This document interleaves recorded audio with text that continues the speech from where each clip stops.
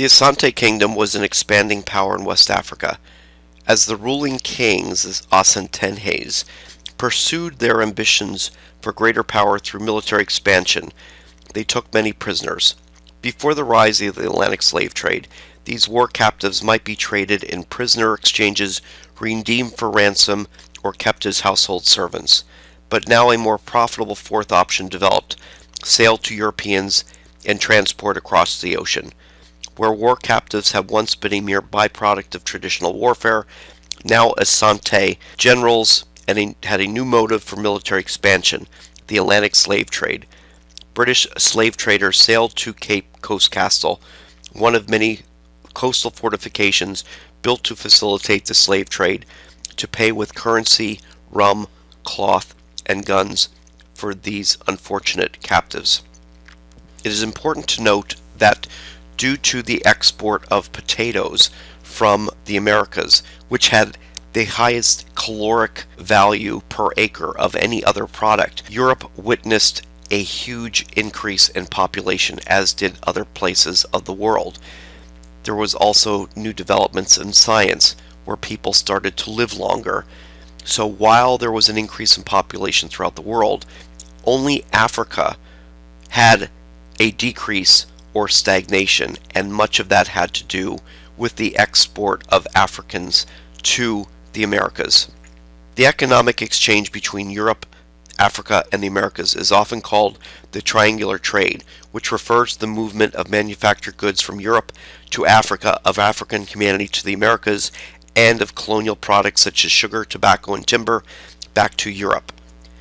There are many different variations of this triangular trade.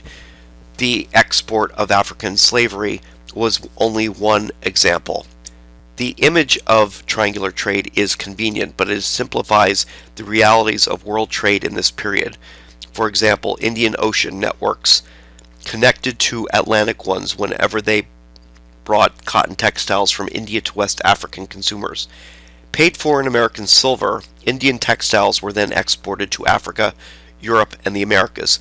Cowrie shells harvested from the Indian Ocean and used its currency in West Africa were imported in huge quantities by European traders during this era. Global trade links were not simply triangular, but interoceanic. The Atlantic system was part of an emerging global economy. In 1775, Olaudah Equiano worked as a plantation supervisor on the Central American coast. Equiano did not seem to mind and even congratulated himself on a job well done.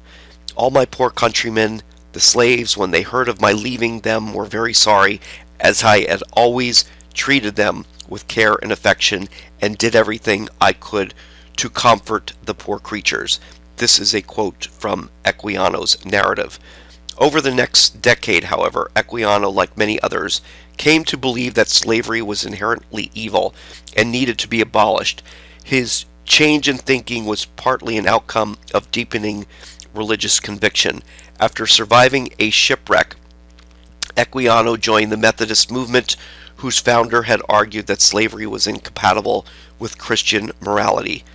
Apart from Christian conscience, other factors aided the abolitionist cause. In 1772, a judge had ruled that no slave, once he or she reached England, could be compelled to return to a colony where slavery was practiced. Essentially, this meant that the conditions of slavery had no legal basis in British law. Britons were proud of their traditions of liberty, constitutionally guaranteed by the Bill of Rights of 1689. But the British Constitution was also based on the protection of rights of property. Which rights were paramount? Those of slaves to their own liberty, or those of slave owners to their own property? This was the period of the Enlightenment. This was also the period after the American Revolution, when people fought for liberty. So all men started to reflect on themselves. While they may not have supported slavery intentionally, just by using some of the products of this triangular trade, sugar, for example, or smoking tobacco from the Virginia colonies, they promoted slavery through this. After the publication of the interesting narrative in 1789, Equiano spent 3 years touring England, Scotland, and Ireland, speaking at anti-slavery meetings. Book royalties made him the wealthiest black man in England, and he married an English wife in 1792. As he began an English family, Equiano remained politically active. Wilberforce had decided to press only for the abolition of the slave trade, not of the conditions of slavery itself.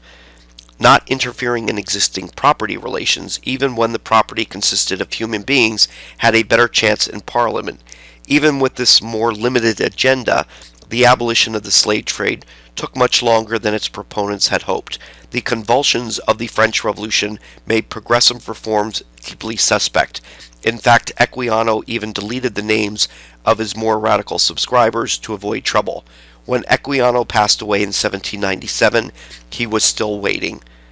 It was not until 1807 that Parliament finally passed the Act for the Abolition of the Slave Trade. Another whole generation of Africans had to wait before slavery itself was abolished in the British Empire, an advance that did not help slaves in non-British territories such as Cuba, Brazil, and the southern United States. Meanwhile, the British government, with the full backing of public opinion, pursued a global campaign to eliminate slave markets. This was a significant turnabout considering that Britain had perhaps benefited more than any other nation from 4 centuries of the Atlantic slave trade. So the British were a major supplier of slaves. Now they would use their navy to interdict slave ships.